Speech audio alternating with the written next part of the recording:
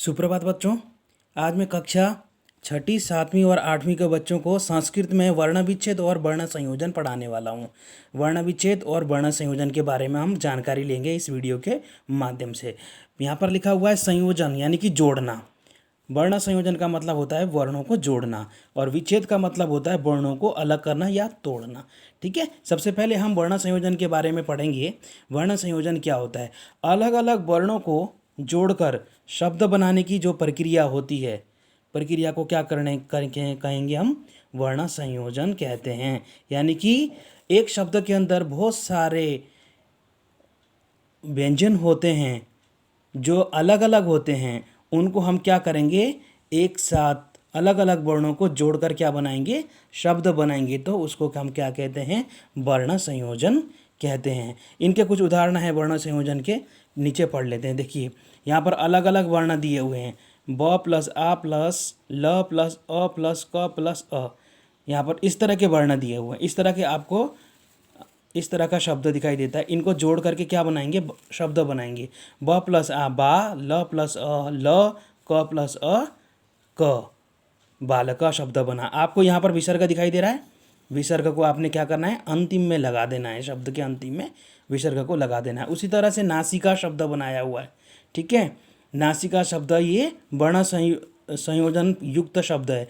ये अलग अलग शब्दों को जोड़ करके बनाया गया है। देखो, वर्णों को जोड़ करके बनाया गया है। न प्लस आ ना, स प्लस ई सी, क प्लस आ का। तो शब्द बना आपका नासिका। ये वर्ण संयोजन होकर नासिका बन गया। उसी तरह से ये थोड़ा सा अलग उदाहरण है। क प्लस अ क प्लस श छ प्लस आ कक्षा। ये बना कक्षा। यहाँ पर क्या हुआ? यहाँ पर दो व्यंजनों को मिला करके तीसरा व्यंजन बना। ये संयुक्त व्यंजन है छ। छ कैसे बना है? क्षत्रिय वाला छ।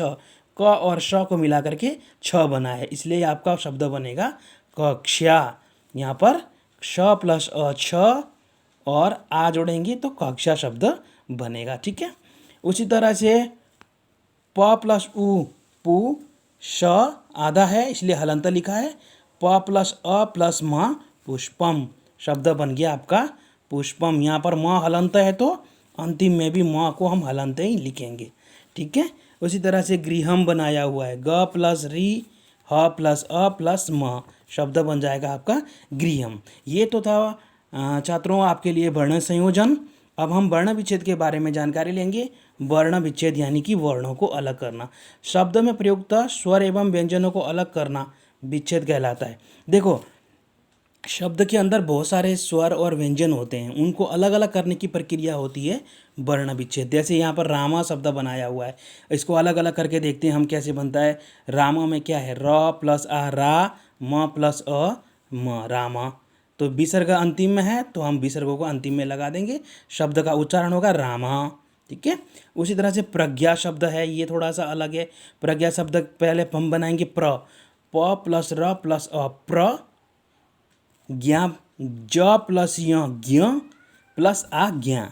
तो शब्द बना प्रज्ञा। यहाँ पर आप देखेंगे ज्ञ कैसे बना है? ज प्लस अ य को मिला करके आपका बना है ज्ञ। ये भी संयुक्त व्यंजन है, इसलिए इसको संयुक्त यानी कि दो व्यंजनों को मिल करके बनाए तो ये बना आपका प्रज्ञा। उसी तरह से गीता, ये शब्द है, इसको कैसे अलग करेंगे?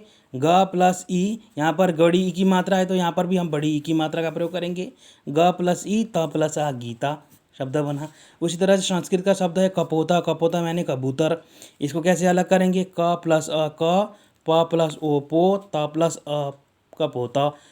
विसर्ग को हम अंतिम में लगा देंगे, इसका उच्चारण हो जाएगा कपोता। ठीक है, उसी तरह से श्यामा, ये थोड़ा अलग है। अगर शब्द के शुरुआत में आधा व्यंजन आता है, आधा शब्द आता है तो कैसे लिखेंगे? पहले पूरा स लिखेंगे श। ठीक है, उसको हलंत लगाएंगे श। ये बन गया आपका श। य प्लस आ या, म प्लस अ म। अब अंतिम में विसर्ग लगा देंगे, शब्द बन जाएगा आपका श्याम। हाँ, इसी तरह से मैंने आपको स्वयं करने के लिए कुछ शब्द दिए हुए हैं।